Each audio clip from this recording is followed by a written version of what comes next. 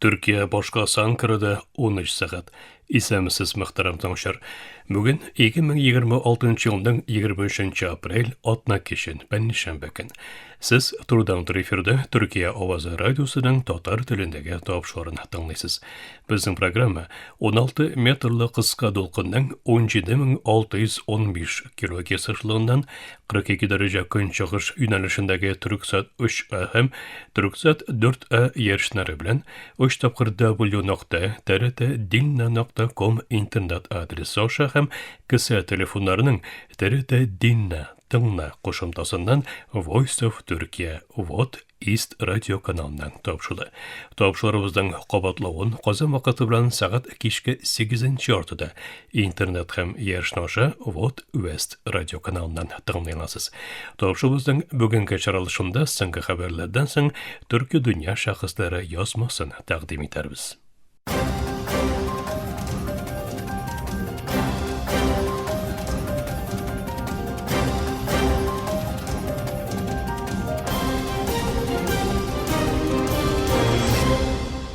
Türkiye avazı dolkunlarında соңгы хәбәрләр. Эрдоğan Штайнбергә төбәктәге сугышларның Европаны көчсезләтәчәген әйтте. Төркия һәм Германия лидерлары ике яклы мөнәсәбәтләр һәм арта баручы региональ кризислар турында фикер алышты.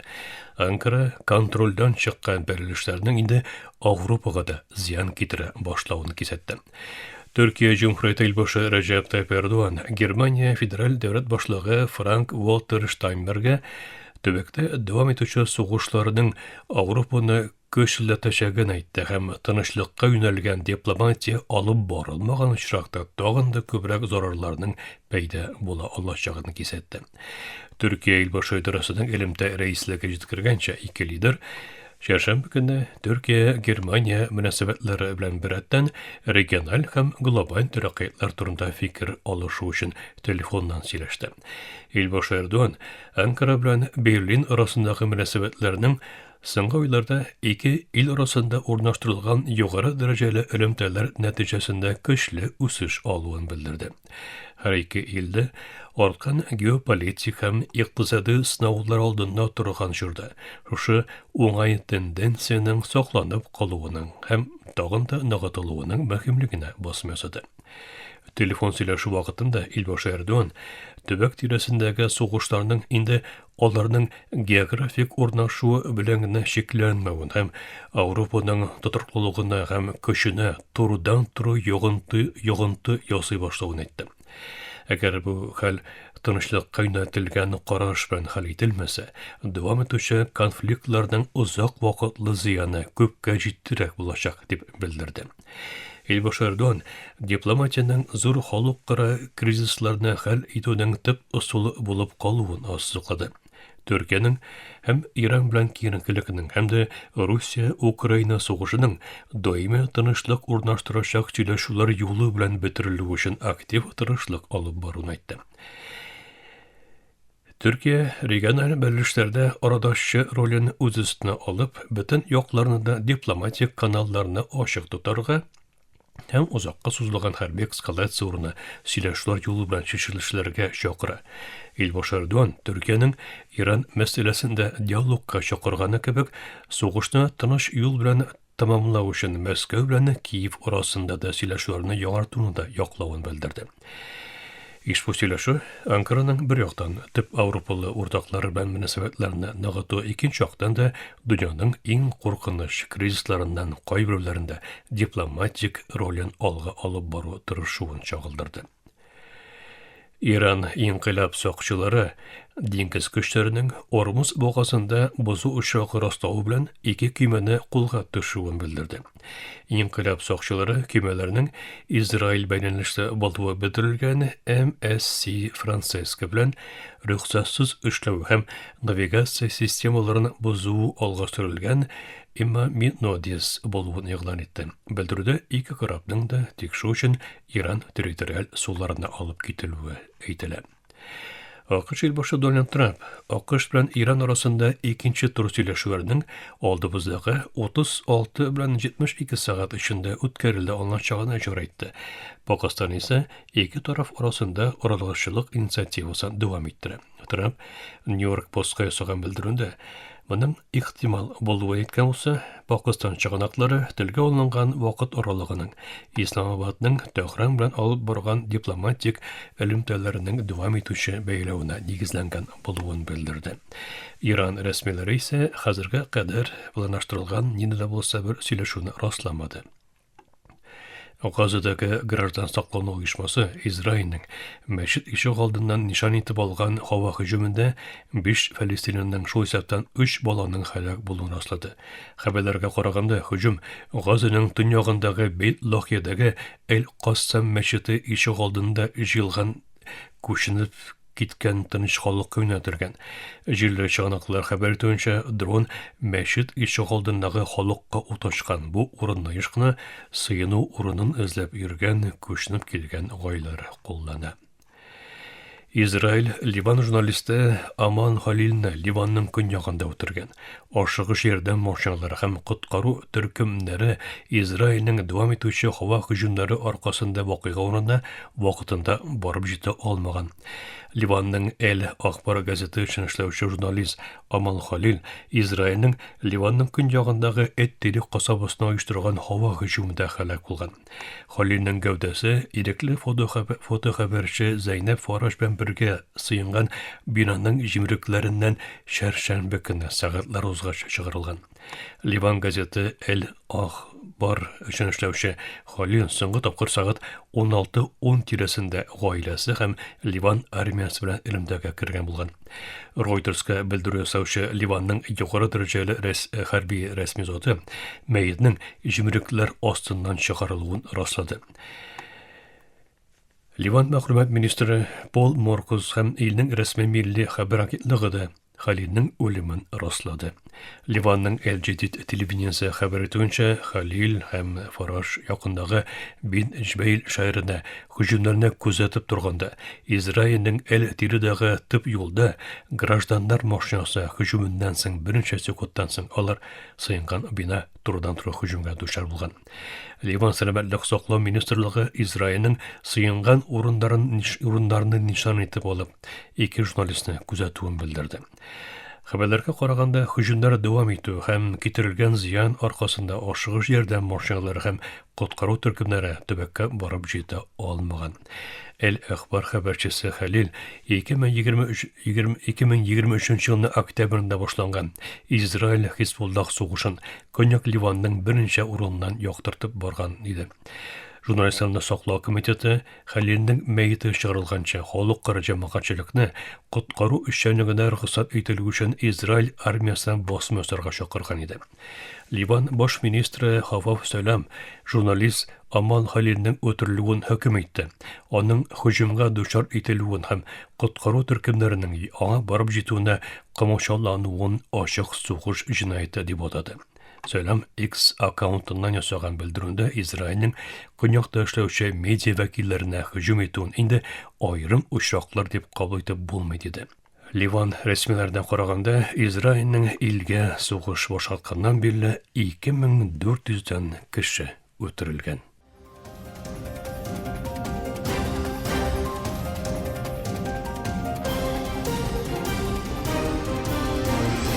Türkiye авазы долкыннарында соңгы хәбәрләр тыңлыйсыз.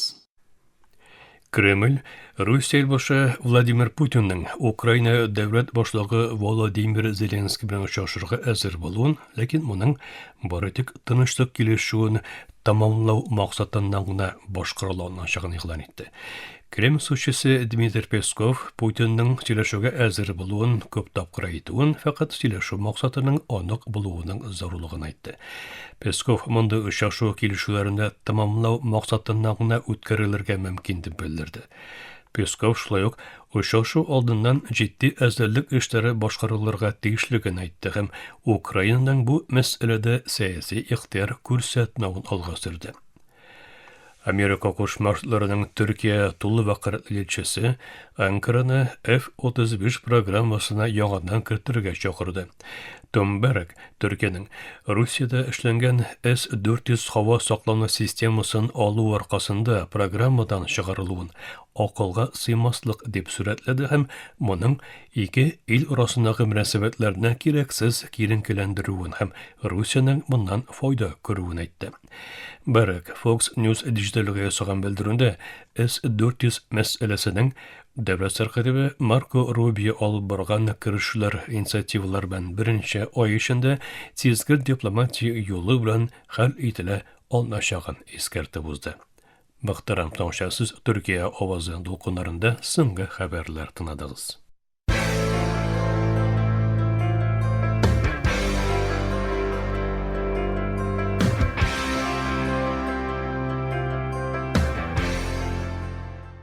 23 апрель Милли мөстәкыйльлек һәм балалар бәйрәме. Бүген Төркия өчен мөһим бәйрәм котлана.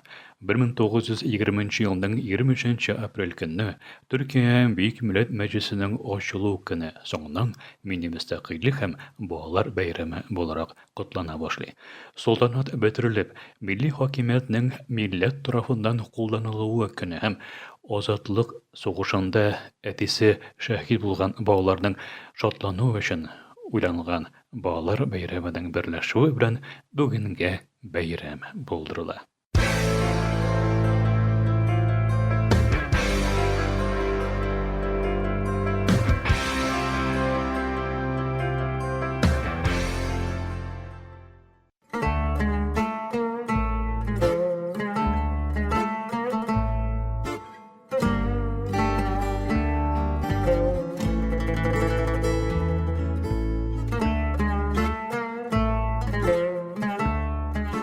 Төрки дөнья шәхесләре.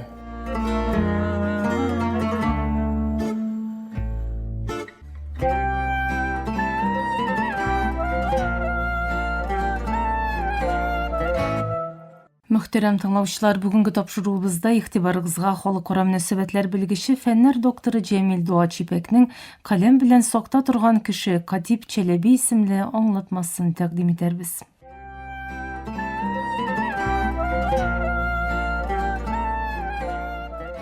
Ул Госманлы дәүләт зыялысы, Истанбулда туган Абдуллах улы Мустафа. Үз әйтүенчә Хәнәфи мәзһәбеннән ишракилек, ягъни фикыһка бәйле акыл һәм фикерләүгә юл ача торган кысада тора.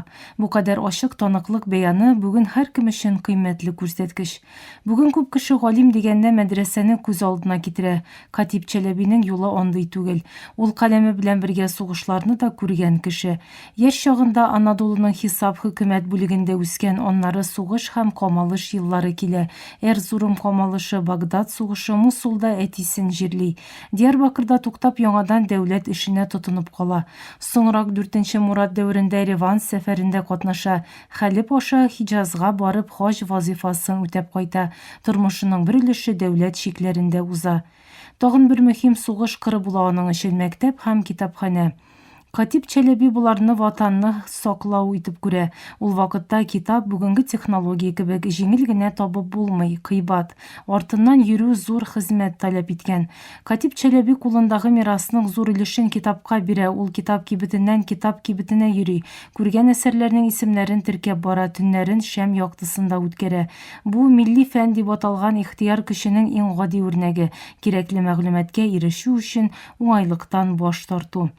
Катип Чәләбинең бөеклеге язганнарының күплегендә генә түгел, аның мәмләкәт, туган як турында кайгыртуында. 17нче гасыр озын сугышлар, эчке низаглар һәм идари көчсезлек арткан вакыт була.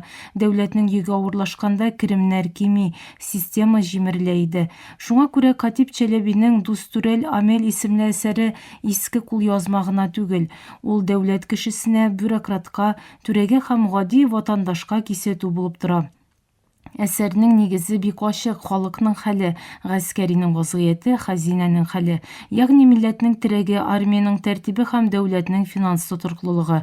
Буларның берсе зыян күрсә, калганнары да зыян күрә башлый. Бүген без милли бердәмлек дип атаган нәрсә нәкъ менә шушы өч терәкне бергә нык саклап калу. Иң мөһиме, Катип Челеби бу текстны ничек күренер дип түгел, ничек төзәтермен дип яза. Кайчакта шишелешнең борынгы канун һәм гадаләт фикеренә кайту дип күрсәтә. Кайчакта исә гыйлемнең мөһимлеген алгы планга чыгара. Монда һәм традиция хисе бар, һәм дә акылның юл күрсәтүенә ышану. Бу сизгер баланс төрки дәүләт традициясенең иң нык тамырларының берсе. Гадаләт белән яшәтү, гыйлем аша күтәртү. Милләтне көчле иткән нәрсә аның шикләре генә түгел, ул шул шикләрдән читтә укый белү сәләте.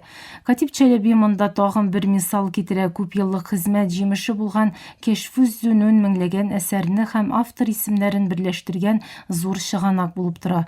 Кайбер чыганаклар бу хезмәттә якынча 14500 исем телгә алынуын, шулай күп санлы авторлар һәм шагыйрьләр теркәлгәнен ассызыклый. Бу таралган мәгълүмат җыю бурычы, бу милләт хәтерен тәртипкә китерү бурычы. Икенче яктан, Җиһаннүмә география китабы гына түгел, ул дәүләт кулына тоттырылган дөньяны аңлау кулланмасы. Географик текстларны тикшергәндә Катип Челеби көнбатышларның бу өлкәдә алга киткәннәрен күрә, ислам дөньясындагы әсәрләрдә җитешсезлекләр һәм буталчыклыклар бар. Ул бу бушлыкны тутырырга тели. Моның өчен ул кайбер көнбатыш чыганакларына мөрәҗәгать итә. Ул Атлас, Минор кебек әсәрләрдән файдалана һәм тәрҗемәләр ясата. Монда максат башкаларга охшарга тырышу түгел, бу илгә кирәкле белем алу. Чөнки география белмәгән кешеләр сәясәт, сәүдә һәм саклану турында тулы аңламыйлар. Шуңа күрә Катип Челебинең географиягә игътибары төрки дөнья өчен бик мөһим. Киң карашлы милләт үз кардәшләрен белә, дошманнарын күрә, лобби эшен аңлый һәм карталарны укый.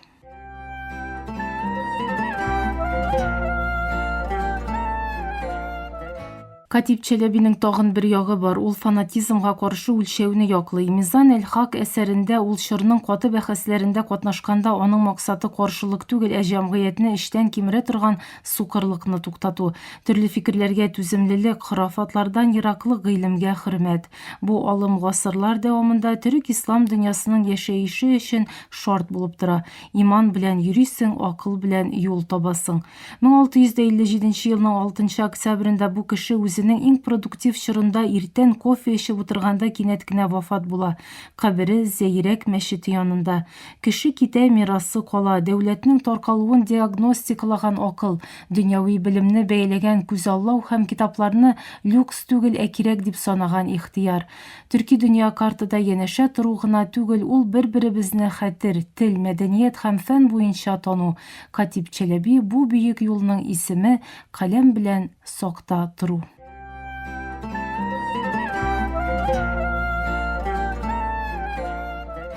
Хөрмәтле тыңлаучылар, сез халыкара мөнәсәбәтләр белгече фәннәр докторы Җәмил Дуа Чипәкнең аңлатмасын тыңладыгыз. Киләсе атнада күрешкәнгә кадәр исән, имин булыгыз.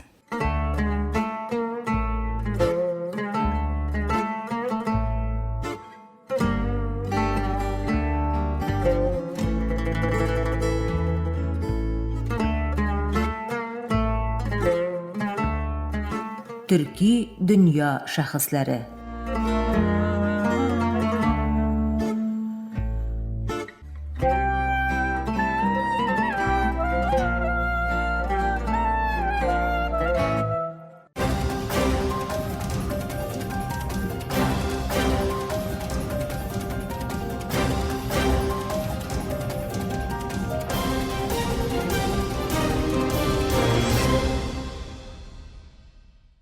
Мөхтәрәм тыңлаучылар, Төркия авазы радиосының татар телендәге тапшырулары шушының белән ахырына якынлашты. Тапшырыбызны Ярчан интернет һәм кесә телефоннарының ТРТ Диннә кушымтасы аша тыңлыйларсыз. Безнең программа һәр көн Төркия һәм Казан вакыты белән көндезге сәгать 1дә 16 метрлы кыска дулкынның 17615 килогерц-лыгыннан Төрксат 3А һәм Төрксат 4А ярышны белән www.trtdinna.com интернет адресы аша вот из радио каналыннан тапшыла. Ярты сәгатьлек тапшыруларыбызның кабатлавын Төркия һәм Казан вакыты белән сәгать кичке 8нче яртыда 42 дәрәҗә көнчыгыш юнәлешендәге Төрксат 3А һәм Төрксат 4А ярышлары белән 3w.trt.dinna.com интернет адресы оша һәм кесе телефоннарының TRT Dinna кушымтасы оша. Вот Вест радио каналынан тыңлыйларсыз. Ташларыбыз турында уй фикерләрегез һәм киңәш тәкъдимнәрегезне көтеп калабыз. Мөхтәрәм таңшара, безнең адрес латин хәрефләре белән ПК 33, Яне Шакир, Анкара, Төркия. Почта индексы 06-443. Электроник почта адресыбыз tatar_trt.net.tr. Әлегә без сезнең белән саулашабыз. Эфирдә киләсе очрашуга кадәр.